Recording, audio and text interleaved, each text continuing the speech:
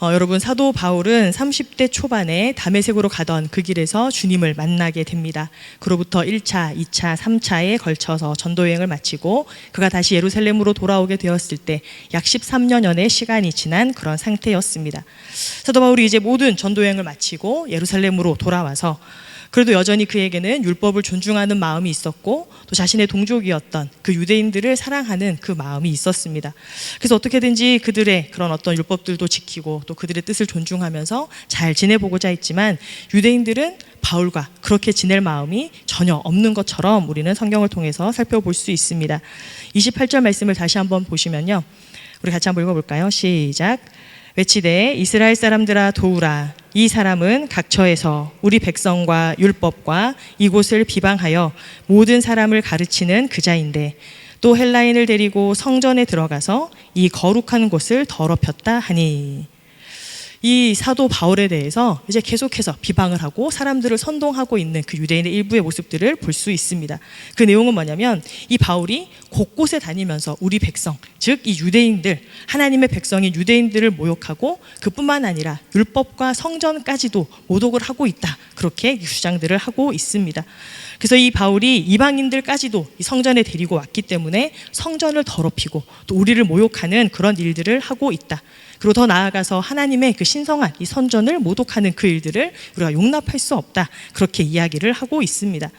당시 예루살렘에는 이렇게 사람들이 들어갈 수 있는 구역들이 나누어져 있었습니다. 남자들이 들어갈 수 있는 구역, 여자들이 들어갈 수 있는 구역, 또 이방인들이 들어갈 수 있는 그 구역들이 나눠져 있었는데 이 이방인들이 들어갈 수 있었던 그 자리, 그리고 또 거기 보면 이런 경고문이 새겨져 있었다라고 합니다. 어떤 경고문이냐면 다른 민족 사람들이 이 구역을 넘어 성전 안으로 들어갔다가 붙잡히면 누구라도 죽임을 당할 것이며 그것은 그 자신의 책임이다. 여러분, 이게 좀 무시무시한 경고문이지 않습니까? 누구든지 성전을 함부로 들어갔다가 그가 죽게 되어도 그 모든 것은 자신들의 잘못이라는 거죠. 그래서 이 경고문을요, 헬라어 그리고 라틴어로 이렇게 적어서 그 돌들에 새겨놨고 실제로 고고학자들에 의해서 1871년에 또 발굴되기도 했습니다. 즉 이 말은 무슨 말이냐면 이방인의 뜰을 넘어서 성전에 들어가게 되어지면 누구든지 그 목숨을 잃게 되어지는데 이것은 당시 로마 총독도 그 유대인들의 그런 어떤 이 종교적인 신념들을 잘 알았기 때문에 인정해 주었던 그러한 사항이다라는 거예요. 그래서 지금 이 유대인들이 특별히 이 바울에 대해서 그를 없애자 이렇게 선동하는 그 사람들의 주장이 바로 이것입니다. 바울이 그것을 어겼다라는 거죠. 그래서 그가 이 성전을 모독하고 있다라고 이야기를 하는 거예요. 그런데 문제는 뭐냐면 이러한 내용이 사실이 아니었다라는 점입니다. 요즘 말로 이야기하면 그것은 사실이 아니었고 가짜 뉴스였다라는 거예요. 그래서 아무런 증거도 없었고 또 출처를 확인할 수도 없는 그러한 내용이었다라는 거죠. 또 그들이 왜 그렇게 주장할 수밖에 없었냐? 29절과 30절의 말씀도 계속해서 같이 읽어보겠습니다. 시작. 이는 그들이 전에 에베소 사람 드로비모가 바울과 함께 시내에 있음을 보고 바울이 그를 성전에 데리고 들어간 줄로 생각함이러라. 온 성이 소동하여 백성이 달려와 모여 바울을 잡아 성전 밖으로 끌고 나가니 문들이 곧 닫히더라.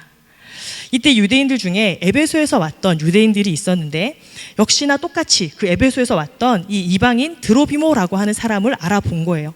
근데 사도 바울이 이 드로비모를 그 성전 안에 데리고 간 것이다. 그렇게 해서 이 바울을 지금 모함하고 있는 겁니다.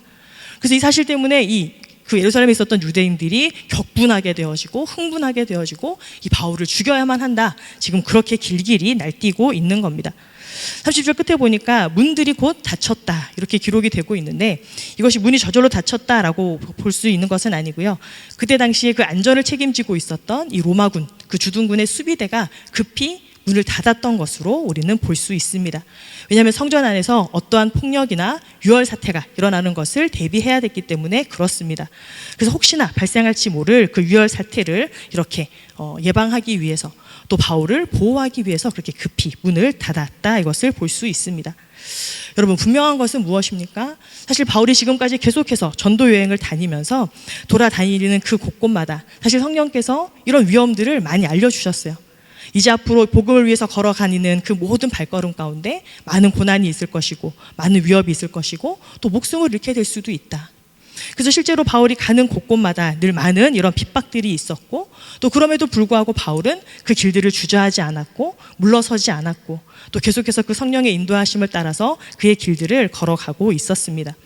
그래서 이 예루살렘에 도착했을 때 결박을 당하고 또 환란이 자신을 기다리고 있을 것이라는 것을 분명히 알았지만, 이 바울은 예수님과 같이 자신에게 주어진 이 사명의 길을 지금 계속해서 걸어가고 있는 것입니다. 저는 말씀을 준비하면서요, 우리가 계속해서 이 사도 바울에 대해서 우리 나눴잖아요. 다시 한번 이 사도 바울의 그 여정들을 제가 한번 묵상을 해보게 되었습니다. 그가 이 30대 초반에 이렇게 다메섹 도상에서 예수님을 만나고, 또 그가 그 이후로부터 완전히 변화된 삶을 살아가고 증인으로서의 그런 흔들림 없는 굳건한 삶을 그렇게 살아가는 그 모습들을 보여주고 있는데요. 그 모습들을 보면서 어떻게 하면 그렇게 흔들림 없는 하나님을 향한 그 믿음들을 가질 수 있을까? 왜냐하면 그가 이 하나님으로부터 부름받았던 그 길이 어떤 길입니까? 그냥 축복받고 영광스러운 그런 사도의 길이 아니었습니다. 가는 곳곳마다 늘 폭력도 당했어야 했고 많은 비방도 당했어야 했고, 이제 예루살렘에서는 어떻게 보면 이 생명의 위협까지도 느껴야 하는 그러한 처지에 놓여 있는데, 그는 정말 주님을 향한 그 한결같은 사랑으로 흔들리지 않고 계속해서 그 길들을 열정적으로 걸어가고 있는 그 모습들을 우리에게 보여주고 있는 겁니다. 그리고 그의 나이도 30대 초반이 아니다 이제 훌쩍 그런 중년이 넘어서 또 노년을 향해 가고 있는 그 시점, 그런데도 그가 어떻게 계속해서 어떠한 사랑과 믿음을 가졌길래 이렇게 한결같은 모습을 보일 수 있는가? 그러면서 제가 가만히 처음 제가 목사 안수를 받았던 그때를 한번 생각해 보았습니다. 여러분, 때는 바야흐로 2011년도 11월입니다. 짜잔, 보이십니까? 스타일이 많이 다르죠? 또 머리가 좀 길었는데, 그때 제 나이가 방년 만 31세. 여러분, 지금 제 나이 아시죠?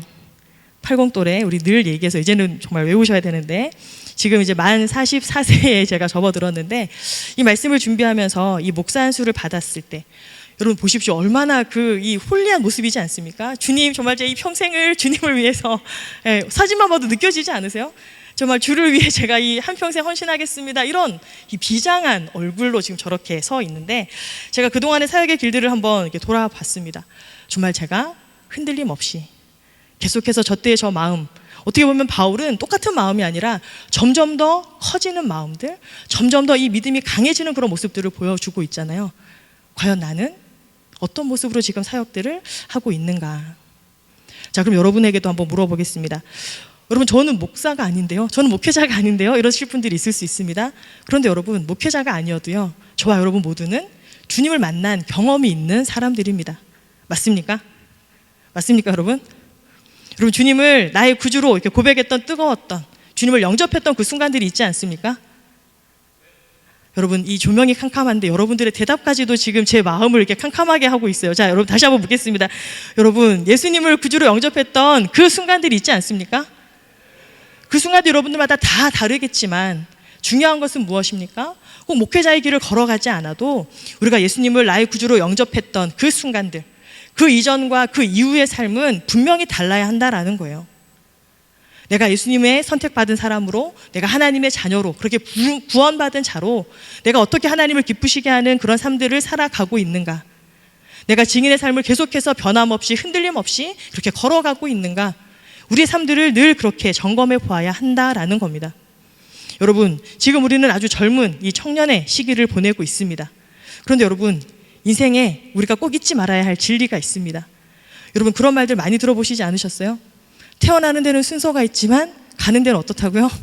순서가 없다. 목사님, 설교하다가 무슨 이렇게 막말이십니까? 아니요, 여러분. 우리가 하루하루 우리에게 주어진 이 삶, 하나님께서 우리에게 주신 이 생명의 연한들이 언제일지 사실 우리는 아무도 모른다라는 거예요. 그래서 내가 아직 젊다고 해서, 내가 아직 시간이 많이 남았다라고 해서 우리가 주저하면서 그렇게 살아갈 수 있는 인생이 아니라는 거예요.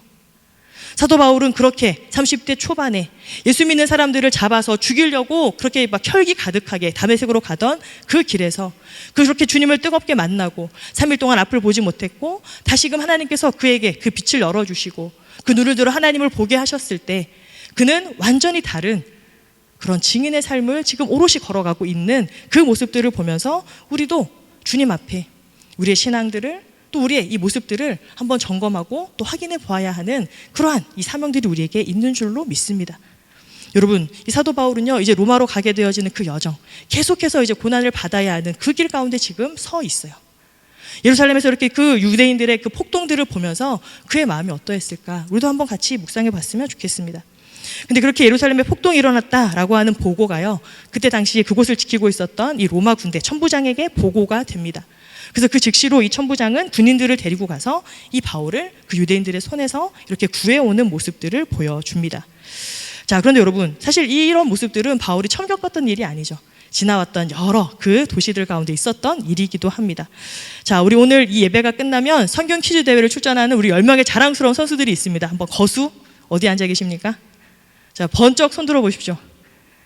자, 여러분들 한번 이 격려의 박수를 한번 주시겠습니까? 여러분들 열심히 지금 이 설교를 듣고 있지만 머릿속은 온통 지금 이 퀴즈 생각일 수도 있어요. 자, 그런데 여러분, 그 선수들 주목.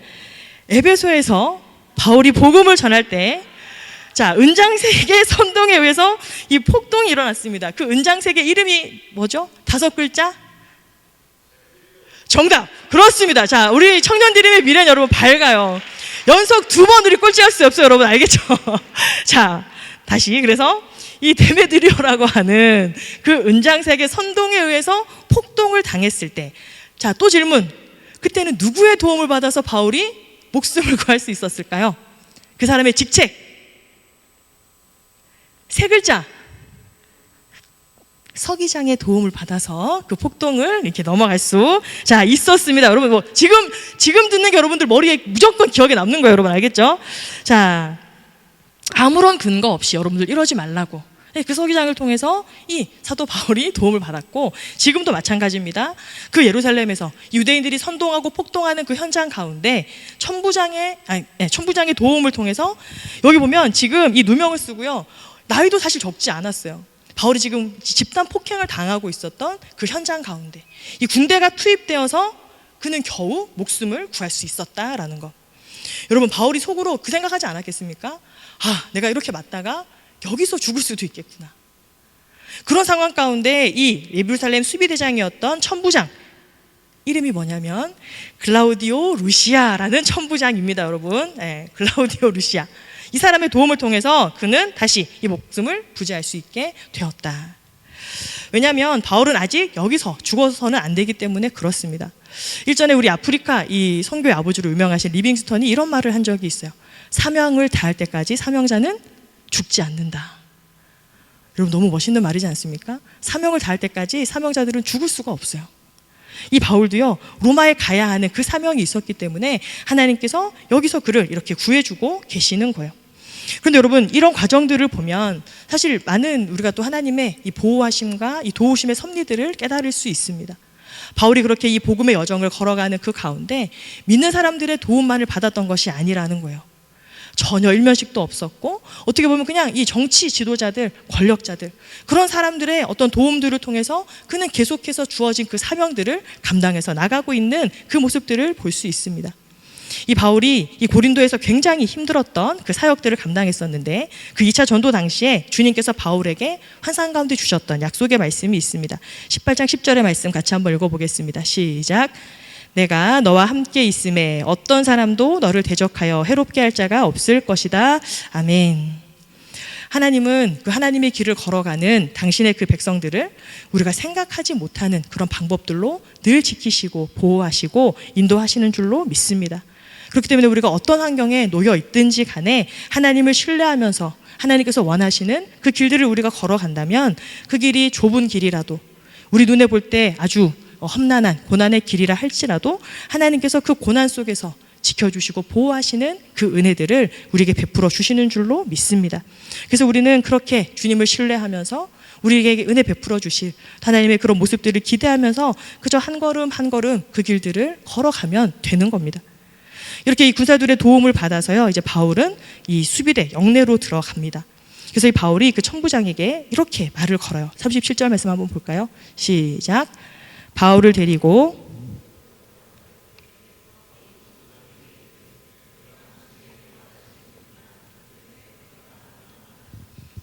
네, 이게 무슨 말이냐면 이 천부장은 이 로마의 군인이었습니다. 그래서 이 로마의 군인이었기 때문에 사실은 라틴어를 사용했던 사람이고, 그러나 그때 당시 이 그리스가 이 전 세계의 어떤 이 패권의 중심이었기 때문에 이렇게 헬라말을 할 수 있었던 그런 사람이에요. 근데 이 바울이 그냥 한낱 유대인이라고 생각했는데 그가 이렇게 헬라말로 천부장에게 이야기를 거니까 천부장이 깜짝 놀라는 거예요. 네가 헬라말을 할 수 있느냐. 그래서 한마디만 할 수 있도록 그렇게 해달라, 그렇게 이야기를 하고 있습니다.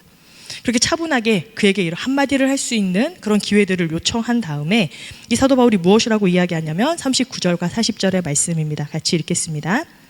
바울이 이르되 나는 유대인이라 소읍이 아닌 길리기아 다소시의 시민이니 청컨대 백성에게 말하기를 허락하라 하니 천부장이 허락하거늘 바울이 층대 위에 서서 백성에게 손짓하여 매우 조용히 한 후에 히브리 말로 말하니라. 자, 그러면서 그는 그 뒤에 이어서 자신이 이 다메섹 도상에서 주님을 만났던 그 경험들을 그들에게 이야기를 합니다. 여러분, 우리가 사실 그 바울의 입장에 있었다면 어떤 말들을 할 수 있었을까요?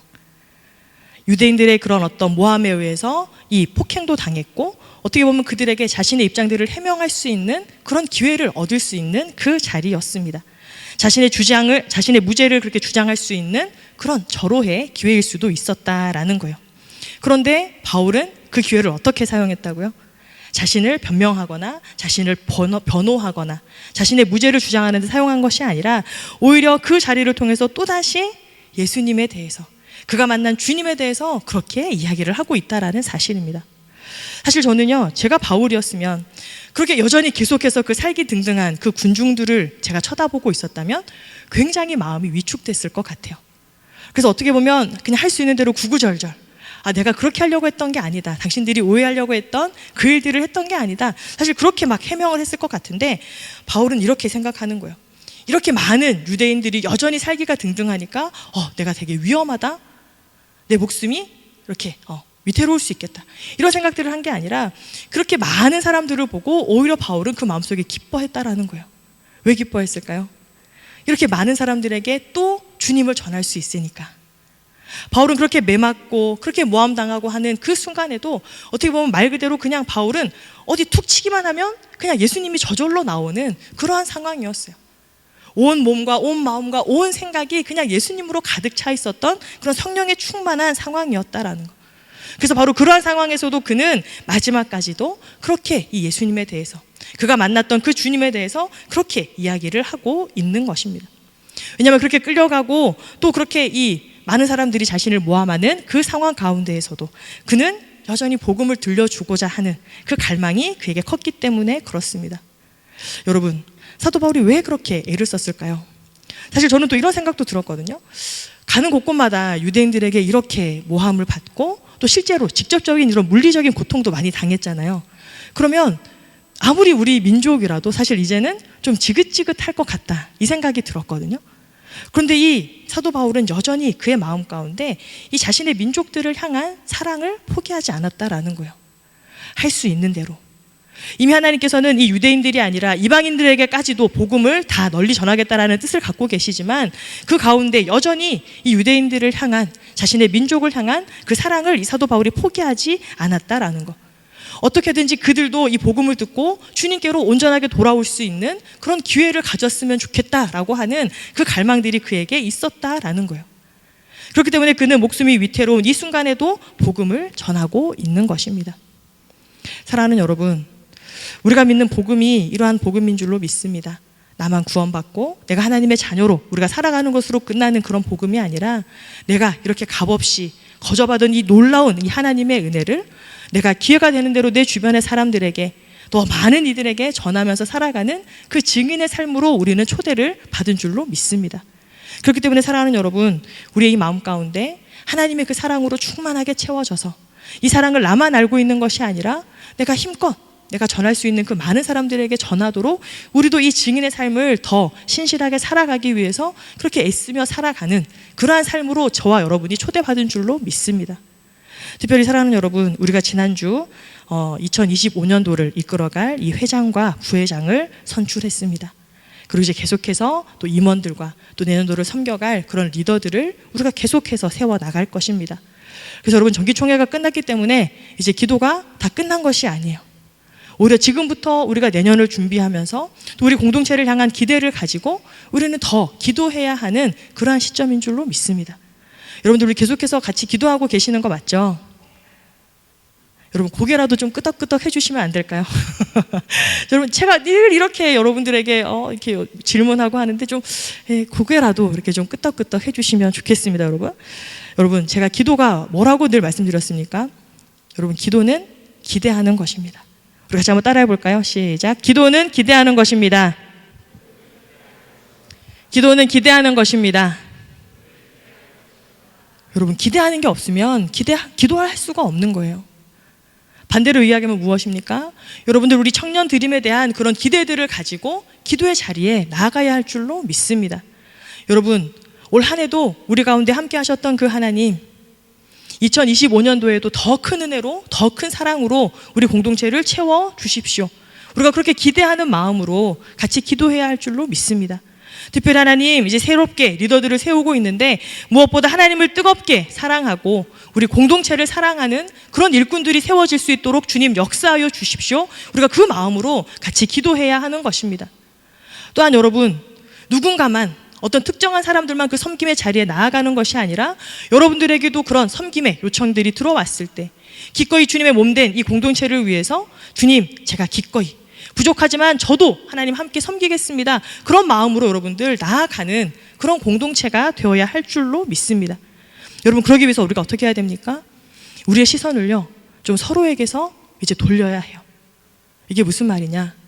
여러분 옆에 있는 지체들을 우리가 계속해서 바라보면 무엇만 보이는지 아십니까? 우리는 죄인이잖아요. 성경에서 우리를 그렇게 죄인이라고 정의하고 있잖아요.